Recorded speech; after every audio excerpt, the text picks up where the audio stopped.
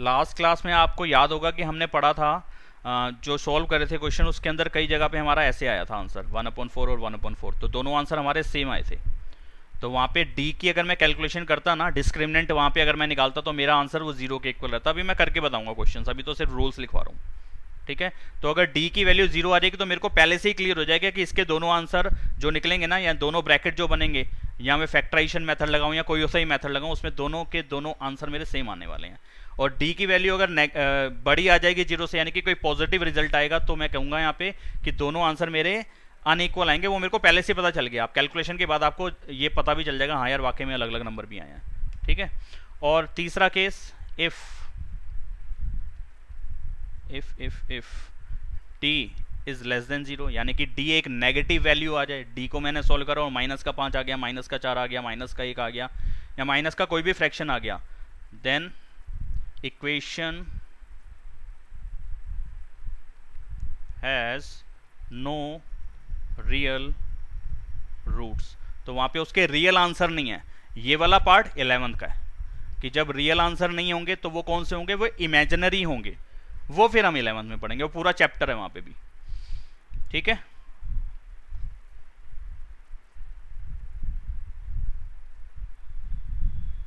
तो ये वाला पार्ट आगे का है, लेकिन अभी 10th स्टैंडर्ड में हम इसका लिख के आएंगे कि भाई इसका कोई भी आंसर नहीं आएगा यहाँ पे।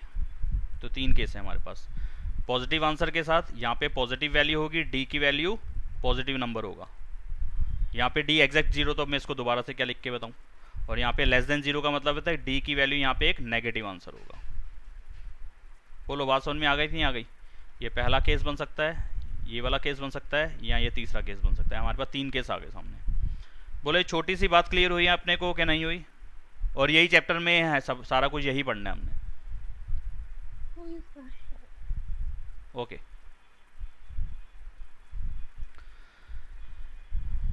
अच्छा, अगर जो 3 केसेस आपने बताए सर, तो उसमें रूट्स जो आंसर होंगे वो क्या हमें उसी तरीके से करने होंगे कि हम ये सिर्फ यही चेक करने के लिए करेंगे, डी को निकालेंगे? नहीं, डी के आगे ही काम बनेगा हमारा, डी से ही हमारा आगे फॉर्मूला तैयार हो रहा है यहाँ पे।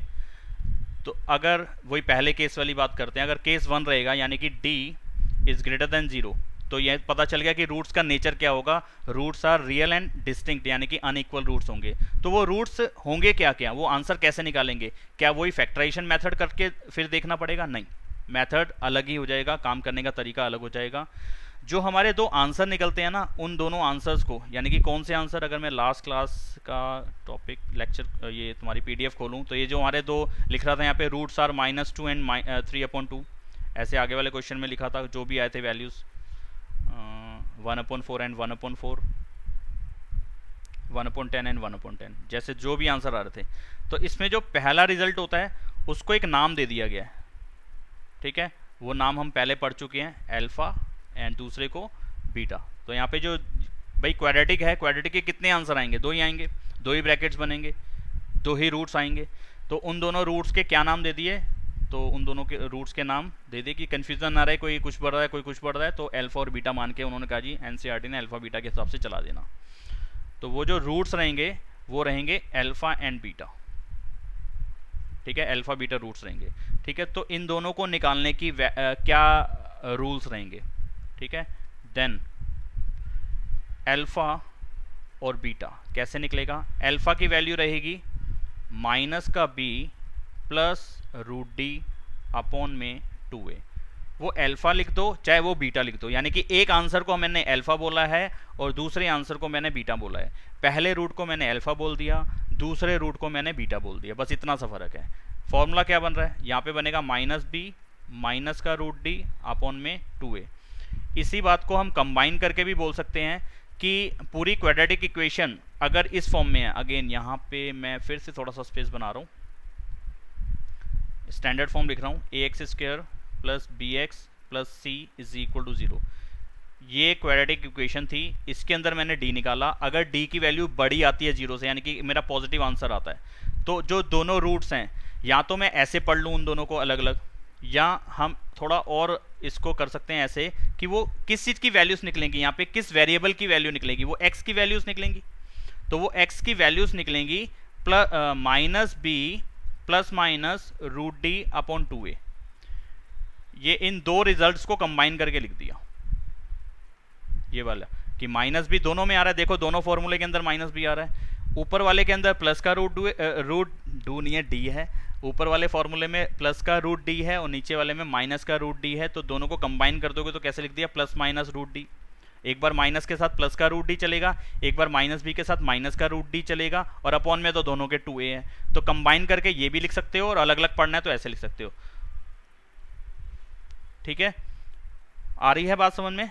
तो ये दो अलग अलग रिजल्ट्स हैं। ये x की वैल्यूज क्या है, minus B plus minus root D upon 2a, यानी कि दो वैल्यूज आएंगी, एक बार minus B plus root D के साथ काम करेगा पहली वाला, एक बार माइनस बी माइनस के रूट डी के साथ काम करेगा ये दूसरे वाला।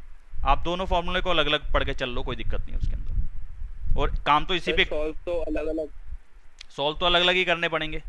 और कई बार हमें बेनिफिट भी हो जाता है प्लस माइनस लिखने का, जैसे कब होता है जी बेनिफिट, मान लो कि ये होता माइनस का 2 प्लस माइनस रूट 3 अपॉन में 5, तो अगर मैं इसको अलग अलग करके भी लिखूंगा तो मेरे को कोई कैलकुलेशन मिलेगी थोड़ी ना, यानी कि मैं इसको आगे और सॉल्व थोड़ी ना कर पाऊंगा।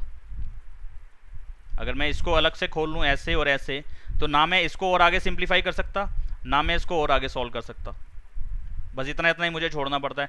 तो मैं उस टाइम पे इतना ही आंसर क्यों ना छोड़ूं, मेरे को दो बार लिखना नहीं पड़ेगा। बाकी आपकी चॉइस है यार, अभी कोई टेंशन वाली बात नहीं, आप ऊपर वाले पे काम करो जो अल्फा और बीटा मैंने लिखवाया, स्टार्टिंग है तो आप इसी पे काम करो, फिलहाल इसको इग्नोर करो, लो हटा दिया।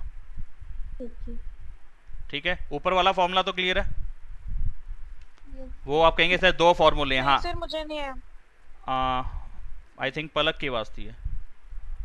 हाँ सर नहीं, आपको क्लियर नहीं है, ये फॉर्मूले समझ में नहीं आए या क्या समझ में नहीं आया?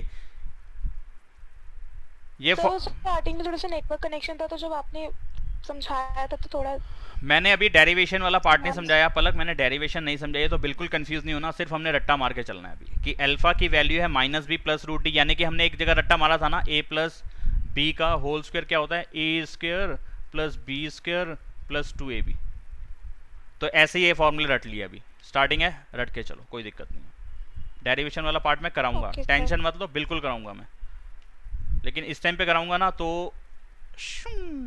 ऊपर से जाना शुरू हो जाएगा, घबरा जाओगे कि क्या क्या करा दिया, क्यों करा दिया, ऐसा क्यों हुआ, तो मैं नहीं चाहता अभी परेशान हो जाओ। ठीक है, तो ये पहला केस पे बताया, सेकंड केस पे आने दो मुझे, अगर नहीं समझ में आएगा तो दोबारा से बताऊंगा, अभी मुझे चलने दो आगे। डी बराबर आ जाए 0 के, देन अल्फा और बीटा, देखो जब मैंने दूसरा केस लिखवाया था तो ऊपर चलो देखो कहानी को सुनो क्या है, if d is equal to 0, अगर d की वैल्यू 0 के इक्वल आ जाए, then roots are real and equal, यानी कि दोनों के दोनों जो आंसर है, रूट्स को हम क्या साधारण भाषा में क्या बोलते हैं कि जो उसके आंसर हैं, तो वो दोनों के दोनों आंसर जो होंगे वो क्या होंगे, बराबर होंगे। आंसर क्या होंगे, दोनों के दोनों बराबर होंगे, यस बराबर होंगे। तो यानी कि यहाँ पे अल्फा और बीटा दो अलग अलग वैल्यूज नहीं निकलेंगी, दोनों की दोनों वैल्यूज सेम आएंगी, अल्फा और बीटा दोनों सेम होंगे। दो आंसर दिखाए थे अभी लास्ट क्लास के, 1/4 1/4 1/10 1/10, अभी उनको उन पे काम करके देखेंगे अभी। तो ये दोनों आंसर क्या निकलेंगे, फॉर्मूला यही होता है, सेम फॉर्मूला होता है यहाँ पे भी, लेकिन इसमें आसान रूप लिख दिया जाता है। कौन सा आसान रूप लिख दिया जाता है, डी की वैल्यू देखो कितनी है बेटे, डी की वैल्यू कितनी है इसमें, 0, एग्जैक्ट 0 है ना, एग्जैक्ट 0 है, तो इसी फॉर्मूले में अगर d की जगह पे 0 लगा दो तो देखो ऐसे ही होगा ना, minus B plus root d की जगह पे आ गया 0 और अपॉन में क्या था 2a। ठीक है,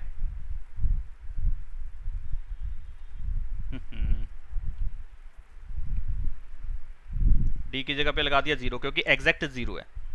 ठीक है, तो कोई बड़ा नंबर कितना बड़ा है कितना छोटा है ये पता ही नहीं, मुझे डायरेक्टली पता है कि 0 है यार ये, तो फिर कोई कंफ्यूजन है नहीं, 0 लिख दिया। अगर 0 लिख दिया तो इसका अगला स्टेप क्या होना चाहिए, अगला स्टेप होना चाहिए माइनस बी प्लस रूट 0 का मतलब क्या होता है, 0 का रूट क्या होता है, 0 ही होता है, तो 0 बी के साथ प्लस करो या माइनस करो कुछ फर्क पड़ेगा यहाँ पे, उसको नहीं फर्क पड़ेगा ना। अगर ये प्लस माइनस इकट्ठा काम करे, जो मैंने एक फॉर्मूला समझाया था प्लस माइनस इकट्ठा काम कर रहा है, तो यहाँ पे प्लस माइनस इकट्ठा आएगा और अपॉन में 2a आएगा। तो यार माइनस बी के साथ प्लस 0 लगा दो, माइनस 6 के साथ प्लस 0 लगा दो, या माइनस 6 के साथ माइनस का 0 लगा दो, आंसर पे कुछ फर्क पड़ने वाला है, इस 0 से कोई फर्क पड़ेगा, इस 0 से कुछ फर्क पड़ेगा नहीं पड़ेगा, तो आगे वाले नंबर का ही तो लिखा जाएगा बस वैल्यू, -6 का -6, तो इसका नेक्स्ट स्टेप आ जाएगा माइनस का b अपॉन में 2a। तो हमने जो रट्टा मारना है वो इस चीज़ का मारना है कि जब d की वैल्यू एग्जैक्ट 0 होगी तो अल्फा और बीटा दोनों के दोनों जो रूट्स हैं, जिनको मैंने नाम दिया था अल्फा और बीटा, पहला बच्चा यानी कि पहला रूट अल्फा, दूसरा बच्चा दूसरा रूट यानी कि बीटा, वो दोनों बराबर होंगे और उन दोनों का आंसर, उन दोनों की वैल्यू होगी -b/2a। आपके सामने लिख दिया कि क्यों हुआ ऐसा, थोड़ा सा पार्ट था करने वाला इसलिए इसको बता दिया। प्रॉपर डेरिवेशन इसकी वो अगली क्लास में जब कंप्लीटिंग द स्क्वायर बताऊंगा। रूट डी की जगह पे 0 लगा दिया तो 0 से कोई फर्क नहीं पड़ेगा, इसलिए फाइनल आउटपुट मेरा आएगा -b/2a। तो हम इतना लंबा चौड़ा करके नहीं दिखाएंगे, हम डायरेक्टली लिखेंगे। क्या लिखेंगे? यही लिखेंगे, अब दोबारा से थोड़ा ना लिख के बताऊंगा। हाँ जी बताओ, अब समझ में आया कि नहीं आया? ये वाली यही चीज़ समझ में आ गई? आ गई सर। आ गई, आ गई। तीसरा केस क्या था? तीसरा केस था if d is less than 0, यानी कि एक नेगेटिव आंसर। तो वहां पे अल्फा और बीटा वो कह रहा था रियल रूट्स हैं ही नहीं। ऊपर क्या कह रहा था? अगर ये ऐसा हो जाएगा तो equation has no real roots. Why क्यों नहीं होंगे जी? आंसर क्यों नहीं होंगे? नेगेटिव आ गया तो क्या प्रॉब्लम आ जाएगी? आप देख लो जरा, नेगेटिव आ गया तो क्या प्रॉब्लम आएगी आपके हिसाब से? यही फॉर्मूला है, ठीक है जी। आपने कहा अल्फा और बीटा अलग अलग फॉर्मूले दिखवाए हैं सर आपने, अलग अलग पे काम करते हैं। -b+√d/2a -b-√d/2a, ठीक है। -b प्लस रूट के अंदर नेगेटिव वैल्यू डाल दी मैंने, 4 का रूट 2, प्लस का भी और माइनस का भी, यानी कि 4 का रूट कितना लिखते हैं हम? प्लस का और माइनस का 2। लेकिन -4 का रूट आज तक नहीं पढ़ा हमने। रूट के अंदर नेगेटिव साइन, रूट के अंदर नेगेटिव साइन, इसका क्या करूं?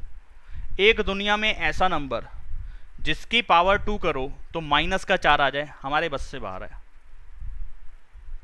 2 का स्क्वायर प्लस का 4, -2 का स्क्वायर प्लस का 4, दो नंबर को मल्टीप्लाई कराओ और वो माइनस का नंबर आ जाए,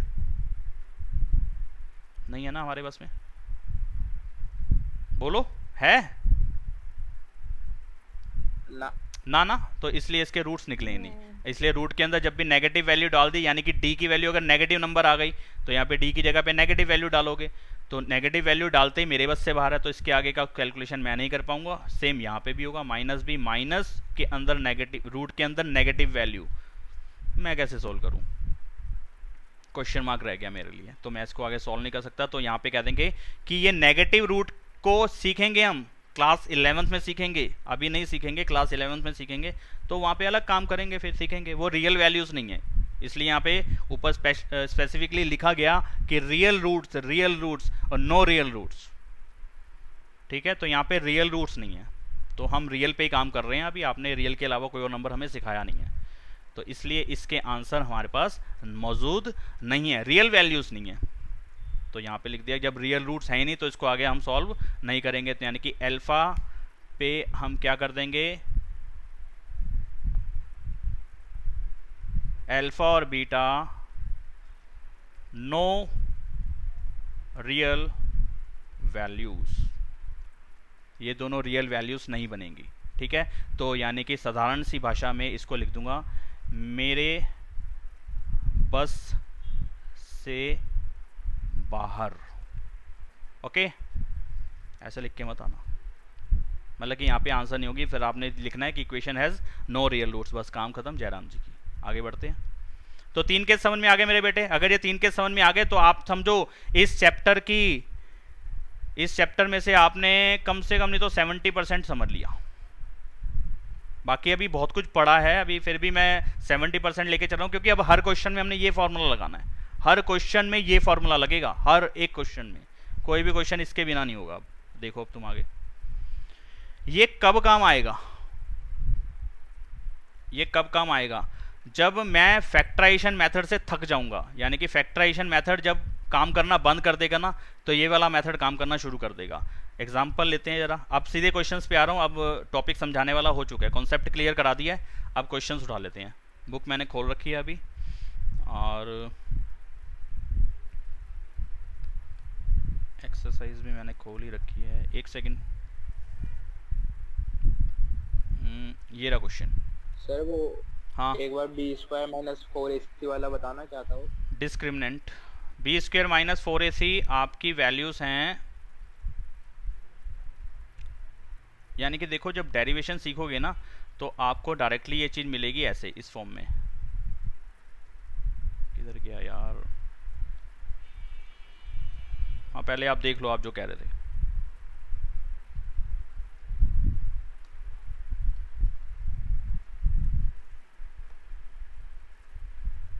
हाँ बताओ क्या कह रहे हो, इस डी के लिए पूछ रहे हो। इसके अंदर ये डी हाँ। है, इसको डिस्क्रिमिनेंट है, ये डिस्क्रिमिनेंट। अब इसका हिंदी में क्या बताऊं, हिंदी में मैं खुद भी नाम उसका भूल गया हूँ, क्योंकि हिंदी मीडियम को पढ़ाए हुए भी जमाने हो गए अब, तो मैं खुद भी भूल चुका हूँ। तो कैपिटल डी से शो कैसे लिखना है इसको, कैपिटल डी से लिखना है, स्मॉल डी नहीं लिखना। डिस्क्रिमिनेंट के लिए स्मॉल डी नहीं लिखना, कैपिटल डी ही लिखना है हमेशा। अब वो डी कैपिटल बनाना है, चाहे तुम ऐसे बनाओ चाहे ऐसे घुमाओ, वो तुम्हारी मर्जी कैसे बनाना है, ठीक है। और इसका नाम क्या है, डिस्क्रिमिनेंट, ठीक है।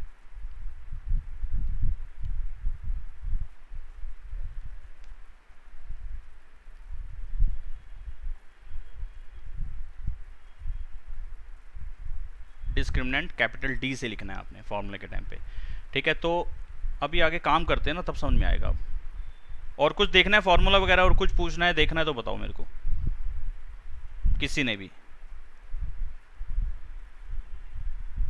बढ़ चलूँ आगे, क्लियर करो मुझे। Yes sir. हाँ तो मेरे को एक चीज़ बतानी थी अब कि किस क्वेश्चन पे काम करना था, और वो तुमने रोक दिया मेरे को।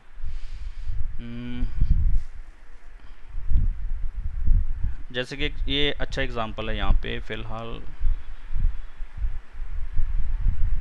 एक क्वेश्चन ले रहा हूँ मैं अपने आप से, यानी कि बुक में से ही है वो।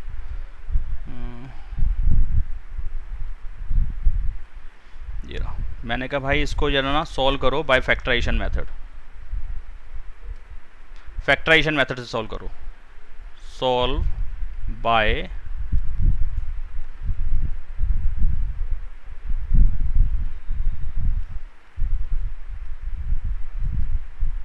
कैसे करोगे। अब चलिए करते हैं, मिडिल टर्म स्प्लिटिंग का यूज़ करते हैं। मल्टीप्लाई करके 4 आए प्लस करके 6 आए, दो नंबर ढूंढो, मल्टीप्लाई करके 4 आए प्लस करके 6 आए, सोचो।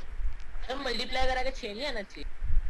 ओ सॉरी, मल्टीप्लाई करा के 6 आए, हाँ मल्टीप्लाई कर, मैंने 2 देख लिया था। मल्टीप्लाई करा के भी 6 आए और प्लस करके भी 6 आए, देखो नंबर। नहीं होता, नहीं सोचो ना, 2 मिनट का टाइम तो लो, औरों को भी सोचने दो। मल्टीप्लाई करो तो उनको 6 आए, प्लस करो तो भी 6 आए। नहीं सर नहीं होता। नहीं होता है, डेफिनेटली है यहाँ पे, मतलब कि मैंने सॉल्यूशन देख लिया हो ना, इसलिए मैं कह रहा हूँ। लेकिन अब इस पे हम कैसे काम करना शुरू करेंगे कि है कि नहीं है। अब इसके लिए नॉर्मल जो factorisation method, middle term splitting method जो था ना, वो यहाँ पे फेल हो गया, हमारे बस से बाहर हो गया। अब नहीं मैं कैलकुलेशन कर पा रहा, तो अब ये वाला मेथड वहाँ पे काम करेगा, ठीक है। तो क्वाड्रेटिक पे आज तक हमने सिर्फ मिडिल टर्म स्प्लिटिंग से ही फैक्टर्स करने सीखे थे। आज हम वो फैक्टर्स किसी और तरीके से करना सीख रहे हैं 10th क्लास के अंदर, उसका नाम है क्वाड्रेटिक फार्मूला, ठीक है। तो मेरे बेटे सबसे पहले इसके अंदर से आपने आइडिया लगाना है कि ए क्या चीज़ है, बी क्या चीज़ है और सी क्या चीज़ है। स्टैंडर्ड फॉर्म पे आ जाओ, standard form A X square plus, एक सेकेंड इसको ना बार बार पंगा देता ये आ गया, A X square plus B X plus C equal to 0, इस फॉर्म में है। तो एक्स स्क्वायर के साथ जो भी है, मेरी जो मैं स्टैंडर्ड फॉर्म लिखता हूँ उसके अंदर एक्स स्क्वायर के साथ वाला नंबर हमेशा ए होता है। एक्स के साथ वाला नंबर विद साइन, हर किसी वैल्यूज के लिए विद साइन की बात कर रहे हैं हम, हर एक वैल्यू साइन के साथ लेनी है। एक्स के साथ जो नंबर मल्टीप्लाई हो रहा है वो बी होगा, और जो तीसरा कांस्टेंट नंबर होगा वो सी होगा, ठीक है जी। तो मैं अब आपसे कह सकता हूँ ना कि ए की वैल्यू 3 है, बी की वैल्यू -6 है और सी की वैल्यू 2 है। इसमें अगर कन्फ्यूज़न है तो भूल जाओ फिर आगे वाला काम आप, इसमें अगर कन्फ्यूज़न नहीं है तो काम बन जाएगा। ये तो क्लियर ही होगा। Yes sir. किसी को डाउट है तो पूछ लो, मैसेज कर दो, अनम्यूट करो, बोलो, चिल्लाओ, कैसे भी करके पूछ लो। अगर नहीं प्रॉब्लम तो फिर चल रहा हूँ मैं आगे। तो सबसे पहला काम होगा डी निकालूंगा, डी मतलब डिस्क्रिमिनेंट। फॉर्मूला क्या था आपने समझाया था sir, B square minus 4ac rule है, ठीक है कर लेते हैं। ये 4ac कोई बाबा का चमत्कार नहीं है कि कहीं से उड़ के आ गया था, 4 लगा देना या 6 लगा देना, 4 ही बनेगा। डेरिवेशन के टाइम पे क्लियर होता है, और डेरिवेशन का आगे कहीं यूज़ नहीं होने वाला, सिर्फ एक बार समझने की बात है। अब मुझे पता है भूल ही तो जाओगे तुम लोग। b की वैल्यू कितनी है, माइनस का 6, माइनस का 6 इसका स्क्वायर कर दिया, ठीक है। माइनस का 4 फॉर्मूले का पार्ट है, 4 लगा दिया। a क्या है 3, c क्या है 2। अच्छा करते हैं आगे सॉल्व। माइनस के 6 का स्क्वायर करोगे, किसी भी नंबर का स्क्वायर करोगे, पहली बात वो पॉजिटिव हो जाएगा, किसी भी हालत में वो नेगेटिव नहीं रहेगा। माइनस का स्क्वायर पॉजिटिव, पॉजिटिव का स्क्वायर ऑलवेज पॉजिटिव, ठीक है। तो प्लस 36 आया, माइनस इन तीनों की मल्टीप्लाई कितनी आई, 4 दूनी 8 और 24, इसको माइनस कराओगे कितना आएगा 12, सही है ना। कोई कैलकुलेशन मिस्टेक कर दूं तो जरूर बताना मेरे को।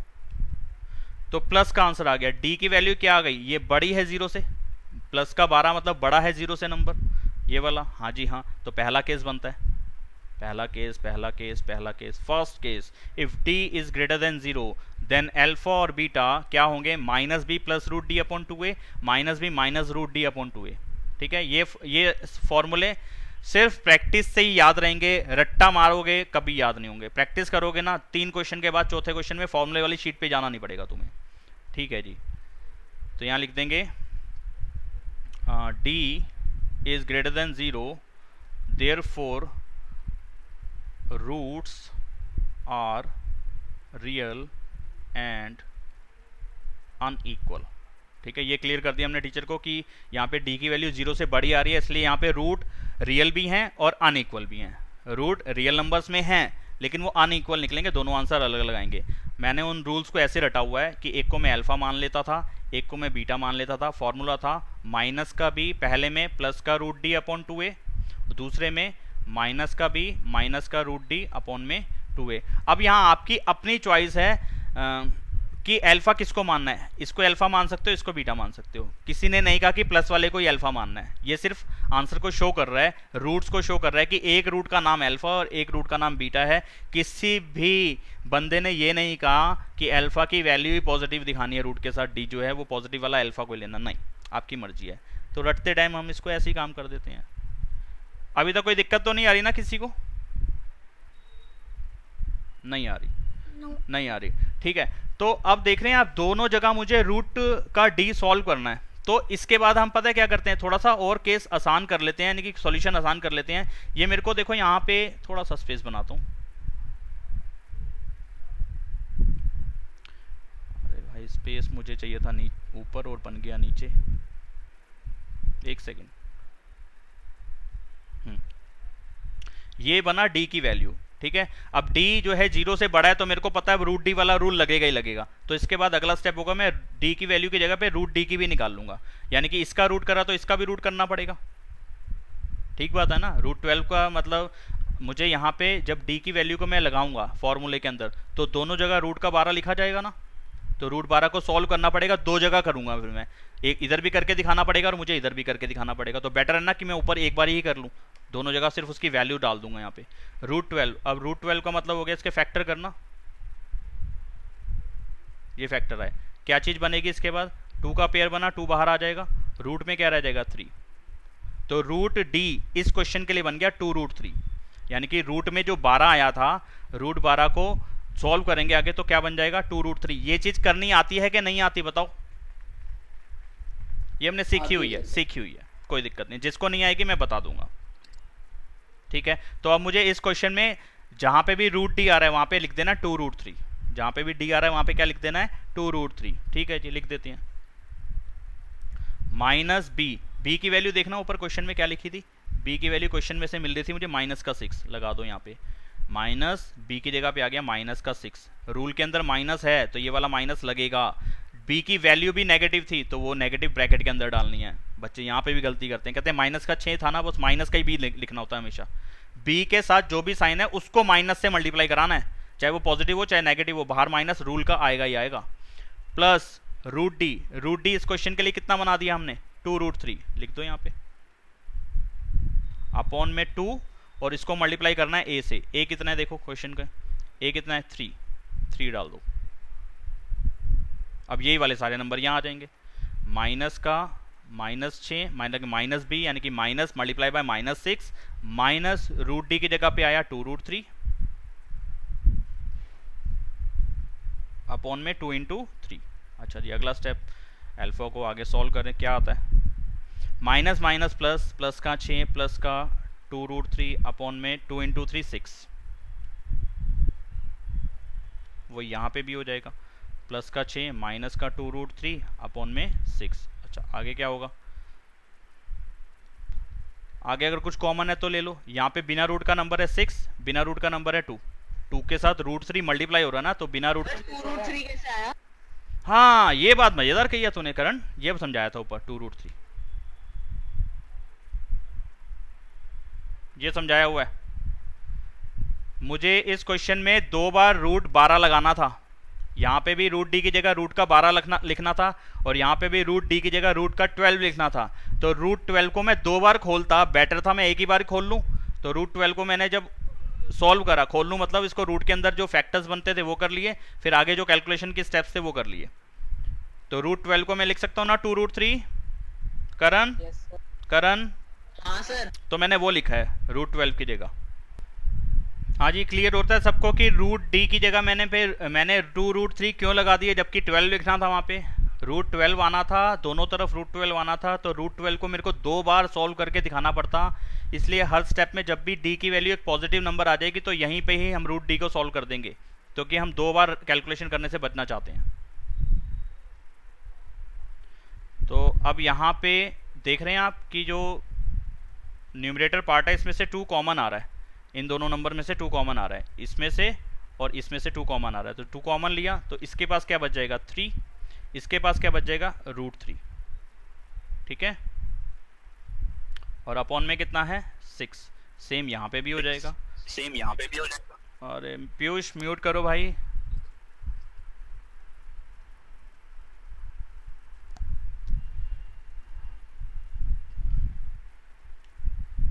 सॉरी 2 कॉमन आएगा, 3 नहीं, 3 माइनस √3 अपॉन में 6, ये कॉमन आ गया। जो कॉमन वैल्यू है वो डिनोमिनेटर को अगर काट सकती है, उससे वो दोनों कट रही हैं वैल्यूज आपस में, तो काट दो।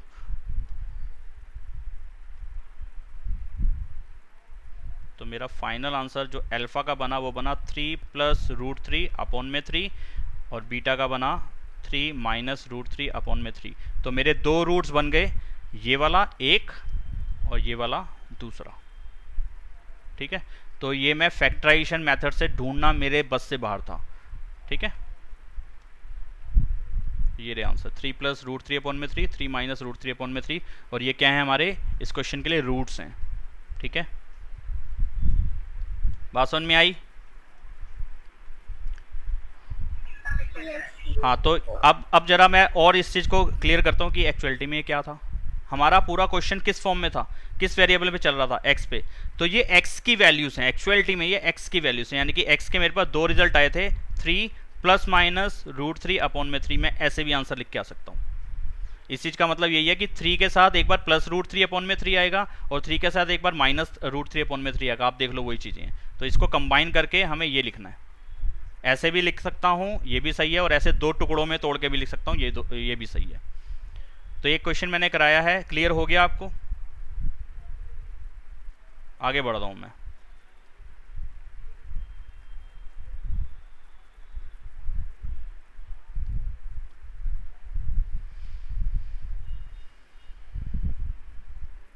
अब वो यहाँ पे 4.3 में क्या कह रहे हैं, find the roots of the quadratic equations if they exist, यानी कि अगर एग्जिस्ट करते हैं by the method of completing the square, वो कह रहा है सॉल्व करना है इसको। यहाँ पे आप कंप्लीटिंग द स्क्वायर मेथड मत लगाओ, यहाँ पे आप क्वाड्रेटिक फॉर्मूला लगा दो अभी, ठीक है। और ये मेथड मैं आपको बता दूं, जिसको ज़्यादातर हम क्वेश्चंस में जब हम वर्ड प्रॉब्लम करेंगे तो वहाँ पे ऐसे बड़े बड़े नंबर आ जाते हैं कि हमें मिडिल टर्म स्प्लिटिंग से करने में थोड़ी दिक्कत आती है। हम सोचते हैं इतने बड़े नंबर हम क्यों सोचें, टाइम वेस्ट क्यों करें। तो टाइम बचाना है तो सीधे ही क्वाड्रेटिक फार्मूला। अगर फैक्टर ऐसे हैं और वो फैक्टराइजेशन मेथड से कोई क्वेश्चन सॉल्व हो रहा है और वहाँ पे नंबर हमारे को आसानी से मिल रहे हैं दोनों, तो ठीक है। और अगर आपने 1-2 मिनट लगा लिया और आपको वो फैक्टराइजेशन मेथड से सॉल्व नहीं हो पा रहा, क्वेश्चन समझ में नहीं आ रहा कि ये नंबर मिलेंगे कि नहीं, तो सीधे इस पे जंप करो, इस मेथड पे, ठीक है। इसलिए ये ज़्यादा हम यूज़ करेंगे इस मेथड को। तो जैसे कि मैं इसका फर्स्ट क्वेश्चन पहले आपको करा के देखता हूँ क्या है इसके अंदर।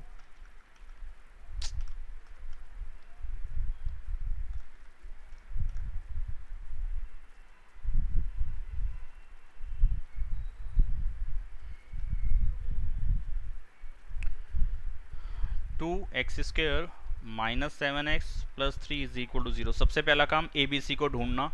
a है 2, b है माइनस का 7 और c है 3। ठीक है, तो यानी कि स्टैंडर्ड फॉर्म में सबसे पहले हमने इक्वेशन को लिख देना है। स्टैंडर्ड फॉर्म में क्या है, बहुत बार बता चुका हूँ, एक बार और बता रहा हूँ, ax² plus bx plus c equal में 0। यानी कि तीनों की तीनों टर्म्स सबसे पहले सबसे बड़ी पावर उससे छोटी कांस्टेंट इक्वल में 0। तो a b c आपको आसानी से मिल जाएगा, यानी कि सीक्वेंस में लिख दोगे, पहला ये, दूसरा भी, तीसरा c। ठीक है, अब इसके रूट्स हैं या नहीं, रूट्स एग्जिस्ट कर भी रहे हैं या नहीं कर रहे, रूट्स हैं भी कि नहीं है, तो सबसे पहले d निकालो। b² माइनस 4ac माइनस 7 का square minus 4 into a into C. a की वैल्यू 2, c की वैल्यू 3, 4 से मल्टीप्लाई कराना है। अगर c मानो कि माइनस का 3 होता तो यहाँ पे माइनस का 3 लिखता और यहाँ पे मल्टीप्लाई भी माइनस के 3 से ही कराता, फिर माइनस माइनस से प्लस का बन जाता। इस चीज़ को ध्यान रखना है, साइन एक भी साइन इग्नोर नहीं करना।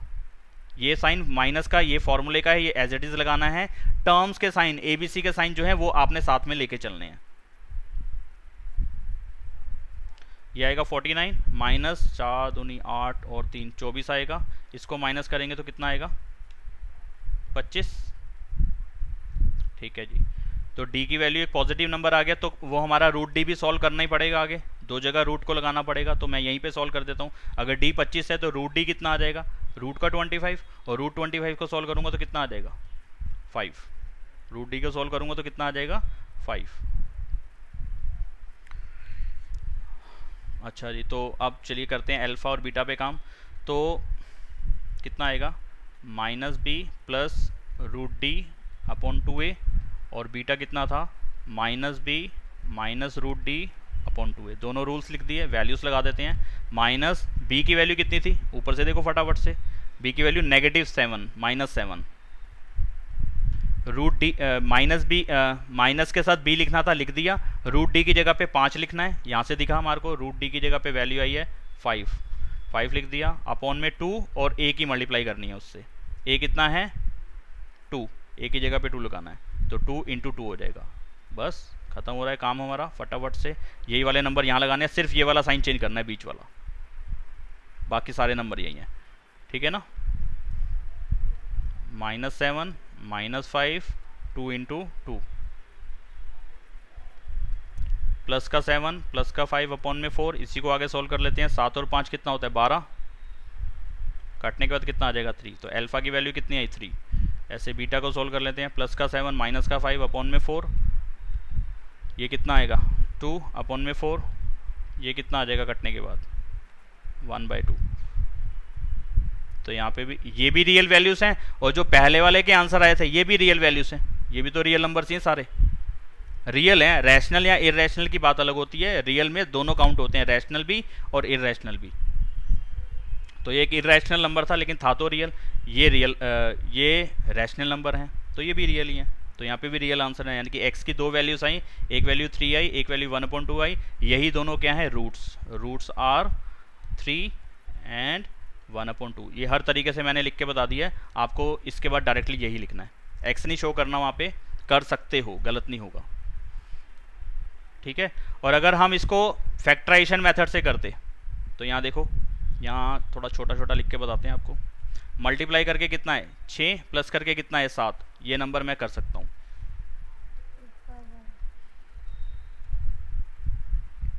2x common, x minus 3, minus का 1 common, x minus 3, x minus 3, 2x minus 1 0 के इक्वल। तो x माइनस 3 को जब 0 रखोगे तो x की वैल्यू कितनी आ गई, 3।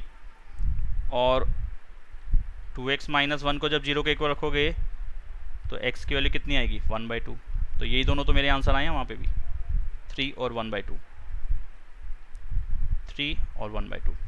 लेकिन अब आप कहोगे सर ये तो कितना आसान था, ये आपने ऐसे इतना लंबा चौड़ा कराया। ये लंबा चौड़ा इन क्वेश्चंस के लिए, जहाँ पे वो रूट वाले नंबर आ जाएंगे और उसके साथ कुछ प्लस और कुछ माइनस और कुछ डिवाइड, बड़ा लंबा चौड़ा काम हो जाएगा यार, वो सोच से बाहर है। इसलिए ये मेथड हमेशा आसान रहेगा, आगे आपको खुद ही पता चलेगा। इसकी प्रैक्टिस खूब दबा के करनी है, खूब सारी करनी है, ठीक है, कम नहीं करनी। हमारे कोई फॉर्मूला रात को 3 बजे भी कोई थप्पड़ मार के उठाए, कहीं quadratic formula -b plus minus √d/2 है, ये नहीं होना चाहिए हाँ कौन है क्या हुआ, ना ना ना ना, सीधे ही फॉर्मूला गाना, ठीक है, सीधे ही गाना होना चाहिए। पंडित जी वाले का भी, पंडित बद्री प्रसाद हर हर बोले, सोना चांदी तोले, sine cos tan cosec sec cot, ठीक है, सब चीज़ें रटी हुई। आगे बढ़ते हैं अगले प्रश्न की ओर।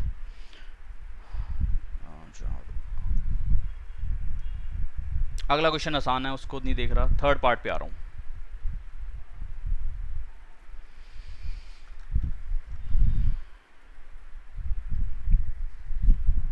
तो ए इस क्वेश्चन के लिए है 4, बी इस क्वेश्चन में है 4√3 और सी इस क्वेश्चन में है 3, ठीक है जी।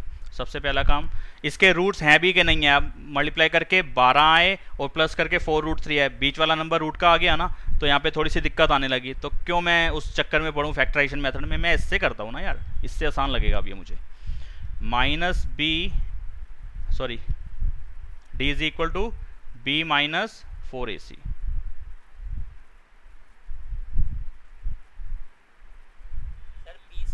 Sir B square B square, देखा, बुला दिया ना मेरे को भी। 4√3 with sign D is equal to B square minus 4ac। Calculation करना जरा, नेगेटिव तो नहीं आ रही।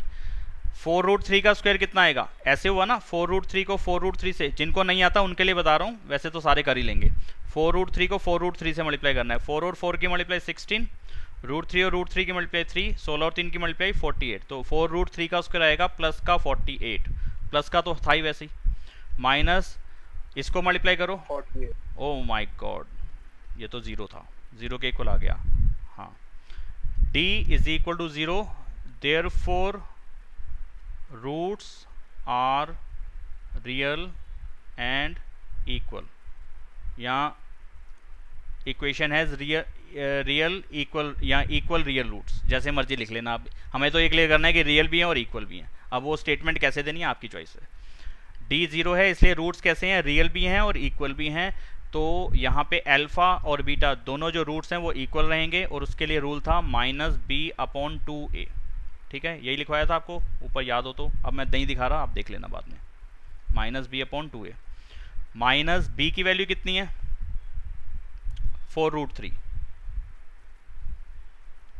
2a कितना है 4। तो यहाँ पे ये नहीं होगा कि ये 4 से 4 कट जाएगा, क्योंकि ऊपर भी मल्टीप्लाई हो रही है टर्म्स, नीचे भी मल्टीप्लाई हो रही है टर्म्स। तो मेरे पास क्या बच गया, माइनस का √3/2। अब बताओ, ये आसान रहेगा कि तुम अब फैक्टर्स करने बैठोगे उसके और रूट वाला नंबर बीच का होगा तो वो दिक्कत देता है, तुम्हारे को मालूम है, ठीक है। तो दोनों आंसर सेम आएंगे, अल्फा भी माइनस का √3/2 है और बीटा भी माइनस का √3/2 है, ठीक है। अगर नहीं समझ में आया तो कह सकते हो कि सर नहीं आया समझ में। पलक बेटा बताओ, अब क्लियर हो रही हैं बातें? पलक, हाँ यस सर, हो रही है। अब कोई डाउट तो नहीं है ना जो आप ऊपर पूछ रहे थे मुझसे, अभी वो बातें क्लियर हो रही हैं? हमें कुछ अभी मैंने कुछ फार्मूला बनाना नहीं सिखाया, सीधे बना बनाया फार्मूला था, पिज़्ज़ा बेस हमारे पास आया हुआ था, सीधे उस पर सामान वान रखा और बनाना शुरू कर दिया। अभी पिज़्ज़ा का बेस भी खुद नहीं, डो खुद नहीं बना रहे अभी हम, ठीक है। वो रेडीमेड ले लिया, वो रेडीमेड ले लिया, फार्मूला रेडीमेड उठाया और पेल दिया, बस फार्मूला समझाना था मुझे। आगे अगले प्रश्न की ओर। बी स्क्वायर, हाँ ये अच्छा क्वेश्चन है।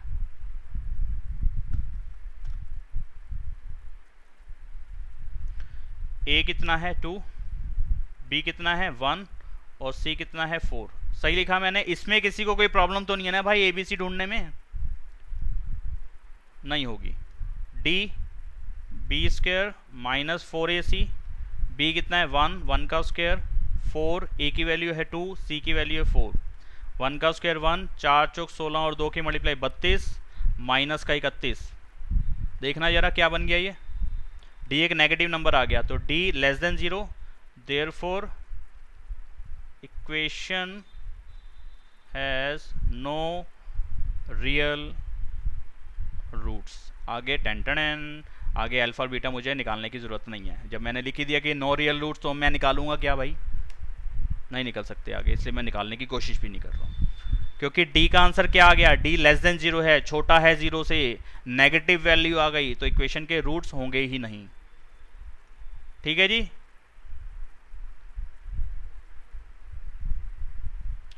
सर एक बार ऊपर वाले क्वेश्चन का जो आपने लास्ट वाला अल्फा बीटा वाला कराया था वो समझा दो। कौन से ऊपर वाले का? इससे भी ऊपर वाले का या इसका? सर यही वाला। ये वाले में तो कुछ भी नहीं था। अल्फा और बीटा के लिए ये वाली वैल्यू बनेगी, ये रूल है इसका। जब 0 के इक्वल आ जाएगा डी, जब डी 0 के इक्वल आ जाएगा, तो अगर मैं देखो ना इसका रूट करूं तो क्या होगा? 0 का रूट, और 0 का रूट क्या आता है? 0। तो उसी फॉर्मूले में अगर मैं हर डी की जगह पे रूट का 0 लगा दूंगा तो रूट का 0 क्या आंसर देगा मुझे? 0। तो यानी कि फॉर्मूला तो ये था ना, माइनस का B plus root D upon 2a। अब इस डी की जगह पे 0 लगा दो, देखो तो अगला स्टेप क्या बनने वाला है? माइनस का बी अपॉन में 2a, ठीक है ना। तो फॉर्मूला हमारा ये बनेगा, माइनस का बी अपॉन 2a, अल्फा के टाइम पे भी और बीटा के टाइम पे भी। अब यहाँ पे प्लस का साइन लो चाहे माइनस का लो, तो भी तुम्हारा क्या आंसर आएगा? वो लास्ट में तो 0 आएगा। अब 0 प्लस का या 0 माइनस का कोई अलग अलग वैल्यूज नहीं है, 0 सिर्फ एक ही है। बाकी दुनिया के सारे नंबर 2 बार हो सकते हैं माइनस और प्लस के, लेकिन 0 वो तो बीच में खड़ा है, ना वो इस पक्ष में है ना वो उस पक्ष में है, ना 0 प्लस के साथ ना 0 माइनस के साथ, 0 बीच में है, ठीक है। तो 0 ना तो पॉजिटिव साइन के साथ कुछ करने वाला है, ना 0 नेगेटिव साइन के साथ कुछ करने वाला है, ठीक है बेटा।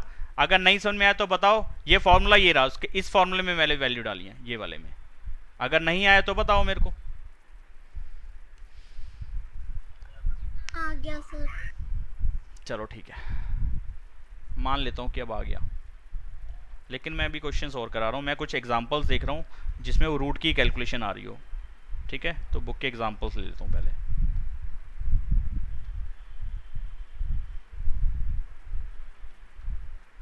जैसे देखो ना, यहाँ एक बड़ा नंबर आया था, ये हो सकता है कि बड़े, जैसे एक और भी बड़ा नंबर देख रहा हूँ मैं, ऊपर मेरे को नज़र आया था क्वेश्चन में, एक एग्जांपल में।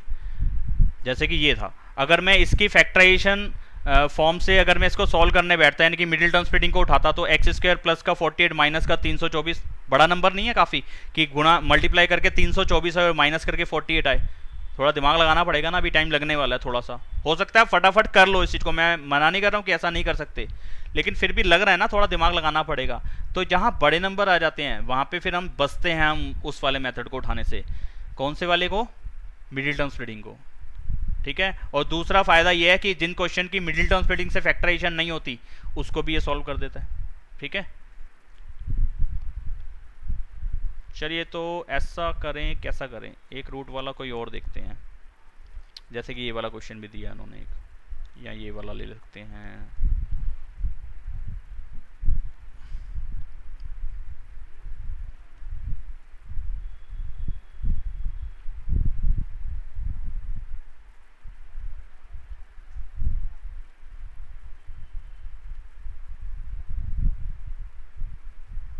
थोड़ी बहुत आपकी और मेरी दोनों की प्रैक्टिस हो रही है, यहाँ पे आपको समझा रहा हूँ, और मेरा टॉपिक वीक हो रहा है तो इसलिए मैं थोड़ी प्रैक्टिस कर लूँ यार इसकी। तो a की वैल्यू इस क्वेश्चन के लिए 2 है, b की वैल्यू इस क्वेश्चन के लिए -2√2 है, और c की वैल्यू कितनी है? 1 है। आपको बोला गया कि भाई मेरे बेटे इस क्वेश्चन को सॉल्व कर दे। किससे किससे सॉल्व कर दे?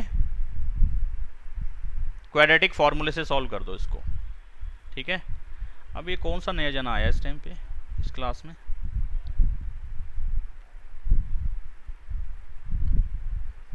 कोई अभी आया रिसेंट?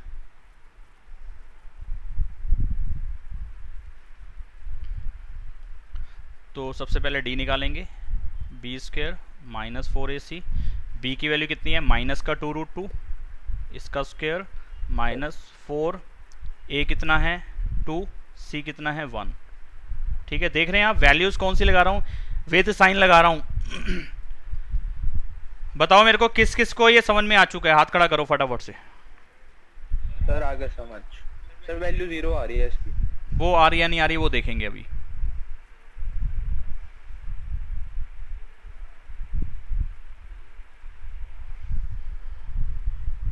काफी बच्चों के भी हाथ नहीं खड़े हुए हैं। करण, मनमीत, पीयूष, रौनक, वीर, महक श्रीवास्तव,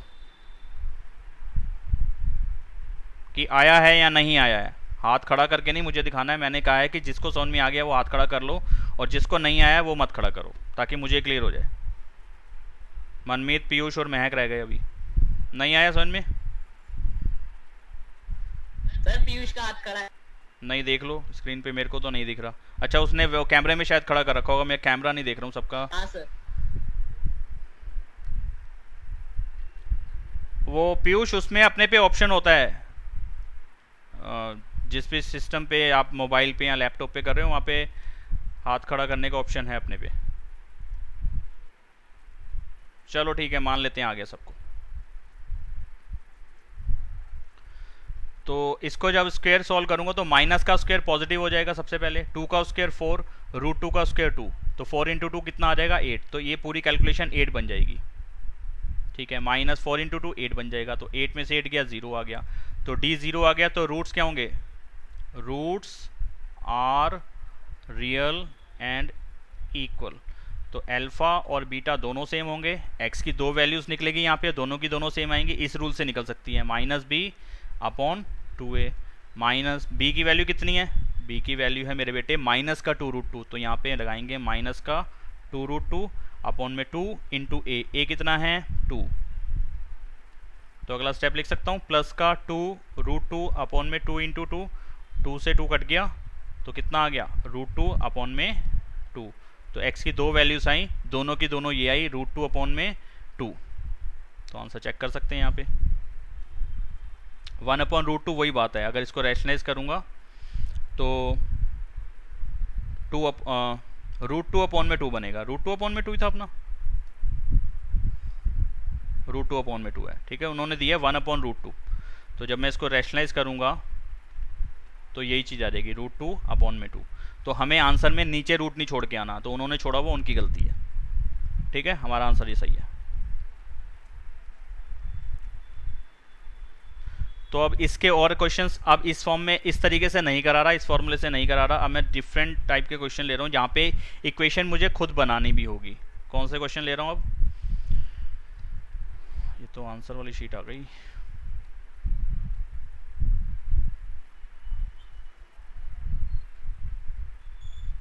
ये वाले क्वेश्चन आपके एक्सरसाइज 4.3 का क्वेश्चन नंबर 3।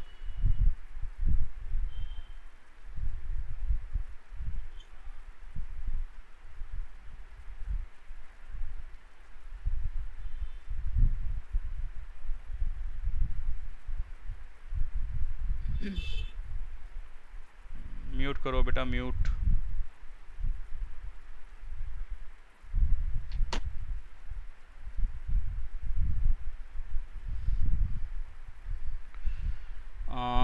ये कलर बढ़िया है ना जिससे मैं लिख रहा हूँ?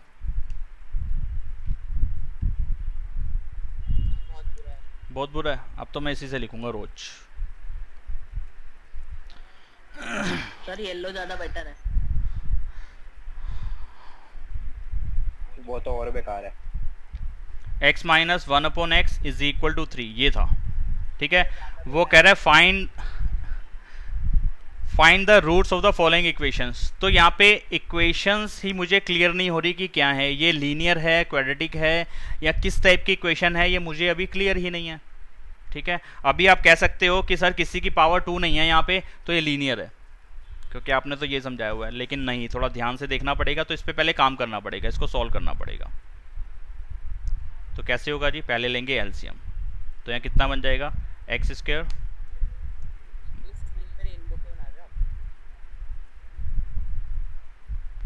मेरा मन कर रहा है इसलिए। अभी तो 2 ही कलर लिए हैं, अभी तो तेरे को और बार क्वेश्चन दिखाना तो। हाँ ये लो।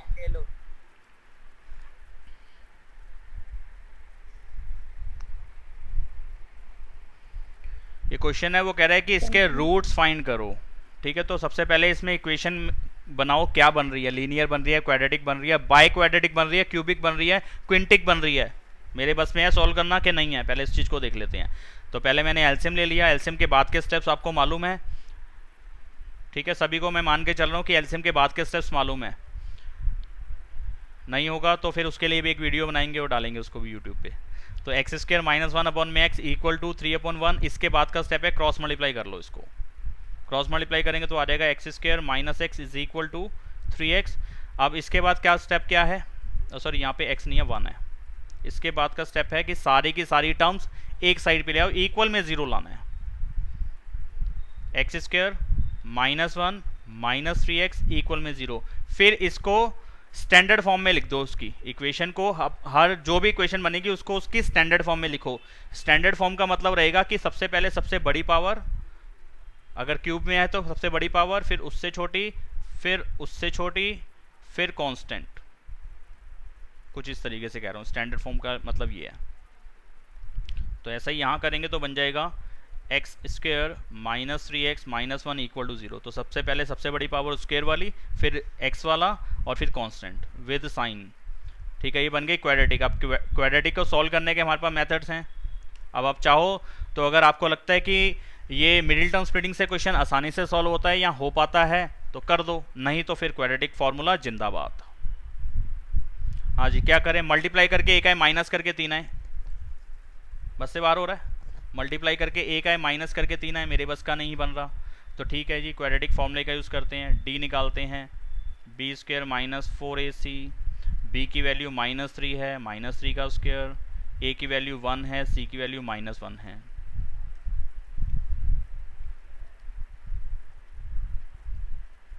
यार ये वाला 1 क्यों नहीं सही बन रहा? -3 का स्क्वायर 9, माइनस माइनस प्लस, 4 की मल्टीप्लाई 1 से करेंगे 4, 9 और 4 13। तो डी की वैल्यू एक पॉजिटिव नंबर आ गया। इसका अगला स्टेप रूट में कन्वर्ट कर देना है डी को। अब रूट 13 सॉल्व भी नहीं होता, तो रूट में 13 लिख देंगे, जहाँ पे इस क्वेश्चन में रूट डी लिखना है। ठीक है, तो यहाँ पे डी एक पॉजिटिव वैल्यू थी, इसलिए रूट्स कैसे रहेंगे? 2 रूट रहेंगे, रियल रहेंगे और अनइक्वल रहेंगे। एल्फा का रूल बनेगा -b plus root D upon 2a, और जो बीटा आएगा वो आएगा माइनस का b माइनस का रूट डी अपॉन 2a। सबको समझ में आ रहा होगा? b की वैल्यू -3, रूट डी की जगह इस क्वेश्चन में 13 बना है, रूट का 13, रूट का 13, a की वैल्यू 1 है। अगर मैं इसी को आगे सॉल्व कर दूं तो आता है प्लस का 3 प्लस का रूट 13 अपॉन में 2। इससे ज़्यादा मैं सॉल्व नहीं कर सकता इसको, ना 3 रूट 13 के साथ प्लस हो सकता, ना वो 2 से फिर डिवाइड हो सकता। ठीक है जी, इससे ज़्यादा हम इसको सॉल्व नहीं कर सकते। यही बीटा में हो जाएगा -3 प्लस रूट 13 अपॉन में 2 इंटू 1 प्लस का 3। प्लस क्यों लगाया? अच्छा वो बता दिया, माइनस ही आना था। 3 माइनस 13 अपॉन में 2।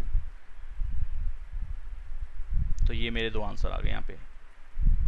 ठीक है, यानी कि जब इसको सॉल्व करेंगे, जब इस सॉल्व करने की वाली बात कर रहा है तो यहाँ पे मुझे x के आंसर पूछ रहा है, तो यहाँ पे अल्फा बीटा की फॉर्म में ना लिख के आना, इसको x की फॉर्म में लिख के आना कि x की 2 वैल्यूज आ गई, 3 प्लस रूट 13 अपॉन में 2 और 3 माइनस रूट 13 अपॉन में 2। एक तरीका तो ये है आंसर देने का। दूसरा तरीका वही पहले वाला जो बता चुका हूँ, x की 2 values 3 plus minus root 13 upon में 2। दोनों तरफ वैल्यूज बिल्कुल सेम है, बस एक बीच वाले साइन का फर्क है, इस तरफ प्लस है उस तरफ माइनस है। तो कंबाइन रिजल्ट ये वाला है, ऐसे भी दे सकते हैं। ठीक है, चेक कर लेते हैं answer. 4.3 question number 3 first part ये रहा, 3 minus root 13 upon 2, 3 plus root 13 upon 2। ठीक है, 3 प्लस माइनस रूट 13 अपॉन 2। उन्होंने वैसे दिए, अलग अलग दिए हैं, एक ये और एक ये। आया समझ में? Yes sir. हाँ सर। बस अभी के लिए छोड़ने का बस सोच तो यही रहा हूँ मैं। अच्छा चलो ठीक है, ठीक है, चलो बाय। Bye sir.